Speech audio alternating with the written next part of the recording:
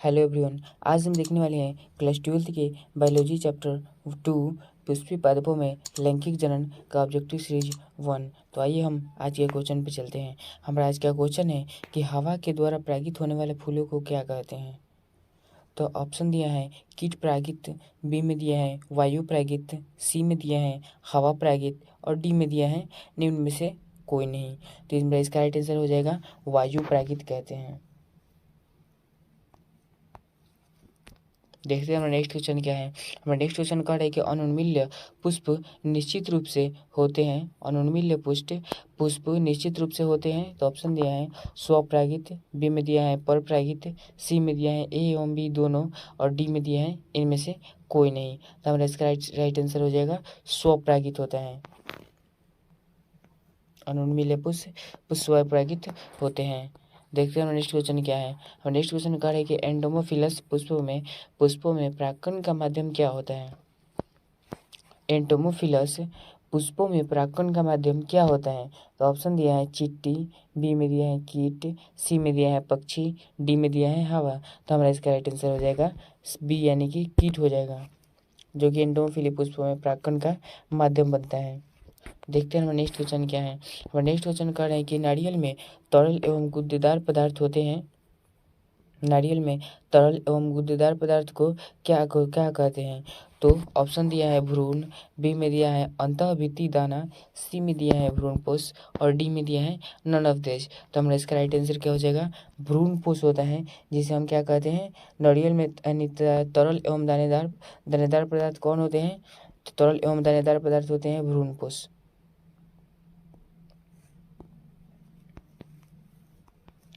देखते हैं next question क्या है। हमारा नेक्स्ट क्वेश्चन कह रहा है कि मनुष्य के प्राथमिक शुक्राणु कोशिकाओं में ऑटोसोम की संख्या कितनी होती है। कह रहा है कि मनुष्य की प्राथमिक शुक्राणु कोशिकाओं में ऑटोसोम की संख्या कितनी होती है। तो हमारा ऑप्शन दिया है ए में 44, बी में दिया है 46, सी में दिया है 23 और डी में दिया है 40। तो हमारा इसका राइट आंसर क्या हो जाएगा 44। 44 कैसे होगा, क्योंकि यहाँ पर होता है क्या 44 प्लस एक्स वाई होता है। यहाँ पर 44 प्लस एक्स वाई होता है, जो कि एक्स वाई हो जाता है, जो कि दूसरा हो जाता है, और ये 44 हो जाता है जो कि प्राथमिक होता है। इसलिए हमारा इसका राइट आंसर 44 हो जाएगा, प्राथमिक पूछ रहे हैं तो। देखते हैं हमारा नेक्स्ट क्वेश्चन क्या है। पुष्पीय पौधों में भ्रूणपोष के कितने गुणसूत्र होते हैं। पुष्पीय पौधों के भ्रूणपोष में कितने गुणसूत्र होते हैं। तो ऑप्शन दिया है N, 2N, 3N और 4N। हमारा इसका राइट आंसर क्या हो जाएगा 3N यानी कि त्रिगुणित हो जाएगा।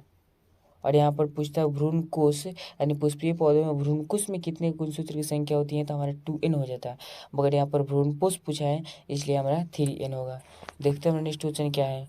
और नेक्स्ट क्वेश्चन कहता है कि युग्मक बनने की क्रिया को क्या कहते हैं। तो हम क्वेश्चन बताए थे पहले चैप्टर में कि युग्मकों के बनने की प्रक्रिया को हम युग्मक जनन कहते हैं। तो हमारा इसका राइट आंसर बी हो जाएगा। देखते हैं हमारा नेक्स्ट क्वेश्चन क्या है। हमारा नेक्स्ट क्वेश्चन कह रहा है कि हाइड्रिला के रंध्र कहाँ पाए जाते हैं। तो हाइड्रिला के रंध्र कहाँ पाए जाते हैं। तो उसके शरीर पे छोटे छोटे छिद्र होते हैं, छोटे छोटे छिद्र होते हैं, उसी में ये रंध्र पाए जाते हैं। तो हमारा ऑप्शन क्या दिया है पत्तियों पर, तनों पर और सी में दिया है दोनों पर, ए और बी दोनों पर और डी में दिया है नन ऑफ दे। तो हमारा ऑप्शन इसमें कोई भी नहीं है। तो हमारा इसका राइट आंसर क्या हो जाएगा नन ऑफ दे, इसमें से कोई नहीं हो जाएगा, क्योंकि उसके शरीर पर दाने छोटे छोटे दाने के रूप में पाया जाता है। देखते हैं नेक्स्ट क्वेश्चन क्या है। हमारा नेक्स्ट क्वेश्चन कह रहा है कि परागकण का बाह्य चूल बना होता है।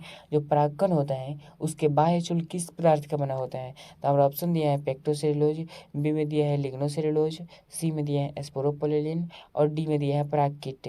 तो हमारा इसका राइट आंसर हो जाएगा स्पोरोपोलिन हो जाएगा। स्पोरोपोलिन का बना होता है परागकण का बाह्य चूल। देखते हैं हमारा नेक्स्ट क्वेश्चन क्या है। हमारा नेक्स्ट क्वेश्चन कह रहा है कि अनुन्मील्य परागित फूल होते हैं। तो अनुन्मील्य परागित फूल क्या होते हैं। तो स्वपरागित होते हैं। अनुन्मील्य परागित फूल होते हैं तो स्वपरागित होते हैं। देखते हैं नेक्स्ट क्वेश्चन क्या है। हमारा नेक्स्ट क्वेश्चन कह रहा है कि अंड समुच्चय बना होता है। तो अंड समुच्चय किसका बना होता है। तो ए में दिया है अंड कोशिका, बी में दिया है सहायक कोशिका, सी में दिया है बोथ यानी कि दोनों, ए और बी दोनों और डी में दिया है प्रतिव्यवस्थांत कोशिकाएं। हमारा इसका राइट आंसर हो जाएगा अंड कोशिकाएं और सहायक कोशिकाएं दोनों होती हैं, यानी हमारा इसका राइट आंसर सी हो जाएगा, बोथ दोनों होता है। देखते हैं हमारा नेक्स्ट क्वेश्चन क्या है। हमारा नेक्स्ट क्वेश्चन कह रहे हैं कि पानी द्वारा पर परागन को क्या कहते हैं, यानी पानी द्वारा पर परागन को क्या कहते हैं, यानी पानी द्वारा परागन की क्रिया को क्या कहते हैं। तो हमारा इसका राइट आंसर हो जाएगा जल परागन कहते हैं।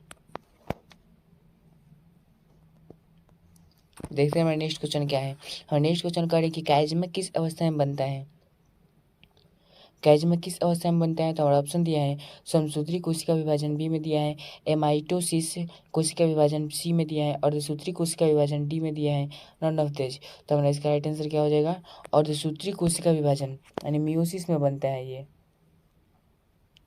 और सूत्री कोशिका विभाजन में प्लाज्मा काइज़मा की अवस्था बनता है।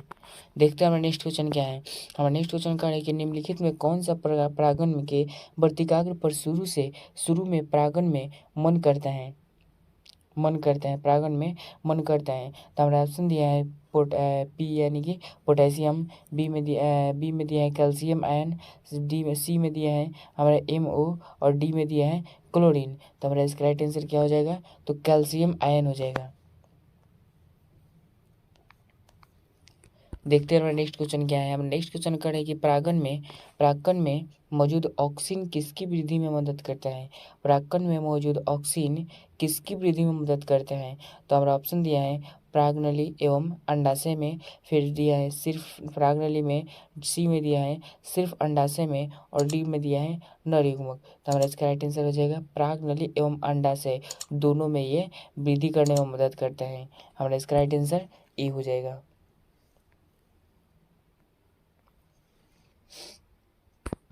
देखते हैं नेक्स्ट क्वेश्चन क्या है। नेक्स्ट क्वेश्चन कर रहे हैं कि प्राककोश संबंधित है, प्राककोश किससे संबंधित है। तो ऑप्शन दिया है परागकण निर्माण सेना से, बी में दिया है परागकण विकास में, सी में दिया है पुष्पकलिका में के खुलने से और डी में दिया है स्टिग्मा वर्तिकाग्र और परागकण का ग्रहण।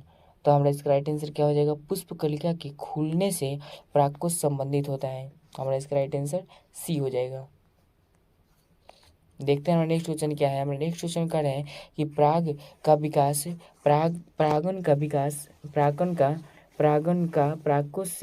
परागकोश से निर्माण एवं विभेदन को क्या कहते हैं। परागन का परागकोश से निर्माण एवं विभेदन को क्या कहते हैं। तो हमारा ऑप्शन दिया है मेगा स्पोरोजेनेसिस, बी में दिया है माइक्रो स्पोरोजेनेसिस और सी में दिया है स्पर्मियोजेनेसिस और डी में दिया है डबल फर्टिलाइजेशन है द्विनिषेचन। तो हमारा इसका राइट आंसर हो जाएगा माइक्रो स्पोरोजेनेसिस हो जाएगा। हमारा इसका राइट आंसर माइक्रो स्पोरोजेनेसिस हो जाएगा, यानी हमारा इसका राइट आंसर बी हो जाएगा।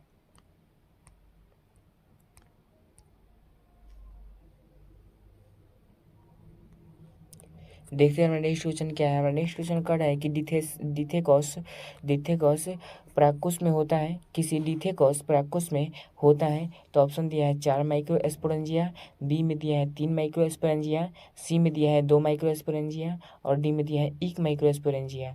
तो हमारा इसका राइट आंसर हो जाएगा 4 माइक्रोस्पोरेंजिया होता है, जो कि किसी डिथेकॉस में परागकोश में होता है, डिथेकॉस के परागकोश में होता है। देखते हैं हमारा नेक्स्ट क्वेश्चन क्या है।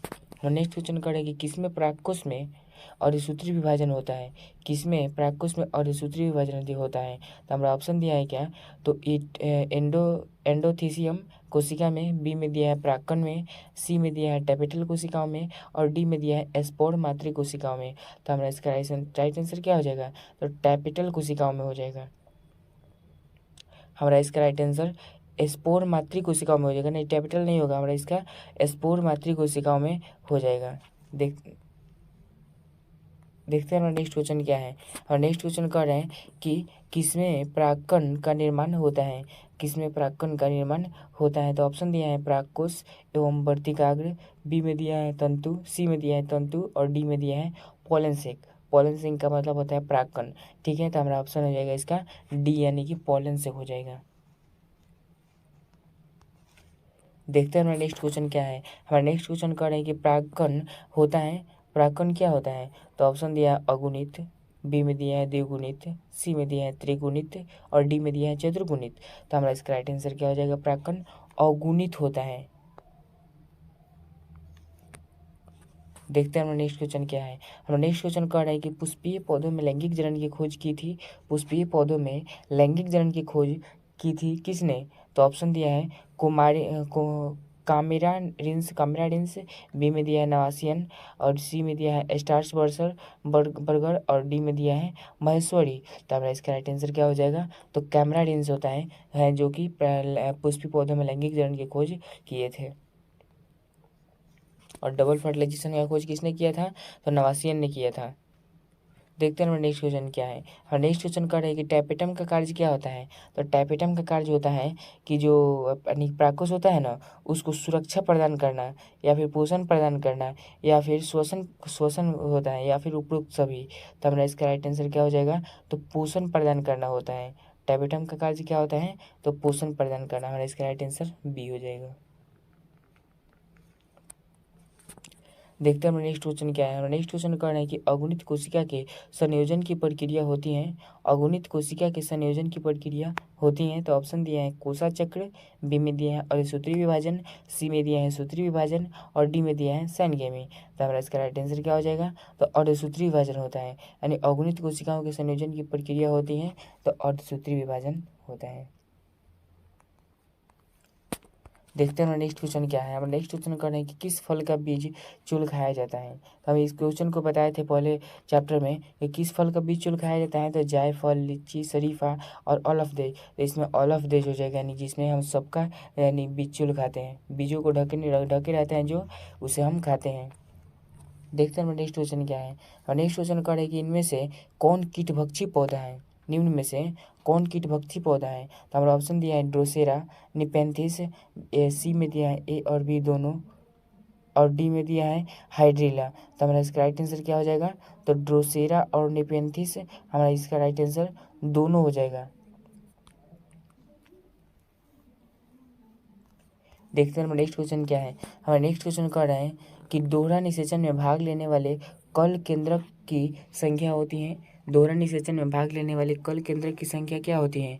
तो हमारा ऑप्शन दिया है 2, बी में दिया है 3, सी में दिया है 4, और डी में दिया है 5। तो हमारा इसका राइट आंसर क्या हो जाएगा? 5 हो जाएगा। दोहरा निषेचन में भाग लेने वाले केंद्रकों की संख्या 5 होता है। देखते हैं हमारा नेक्स्ट क्वेश्चन क्या है। हमारा नेक्स्ट क्वेश्चन कहना है कि किसमें एंडोस्पर्म काढ़ा तथा सेलुलोजिक हो जाता है? किसमें एंडोस्पर्म काढ़ा तथा सेलुलोजिक हो जाता है? तो ऑप्शन दिया है आम, बी में दिया है नारियल, सी में दिया है फाइटेलिफेस, और डी में दिया है रेंडी का। तो हमारा इसका राइट आंसर क्या हो जाएगा? फाइटेलिफस का हो जाएगा। फाइटेलिफस यानी हमारा इसका राइट आंसर सी हो जाएगा, आइवरी बेर। देखते हैं हमारा नेक्स्ट क्वेश्चन क्या है। हमारा नेक्स्ट क्वेश्चन कह रहे हैं कि हरा नारियल डाब में निहित दूधिया जल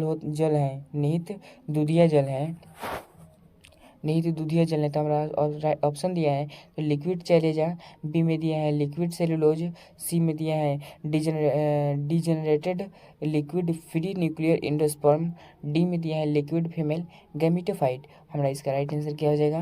तो degenerated liquid free nuclear endosperm. हमारा इसका राइट आंसर सी हो जाएगा। देखते हैं हमारा नेक्स्ट क्वेश्चन क्या है। नेक्स्ट क्वेश्चन कह रहा है कि किसी मूल कोशिका में गुणसूत्रों की संख्या 14 है, तो सिनर्गिड्स में इसकी संख्या क्या होगी?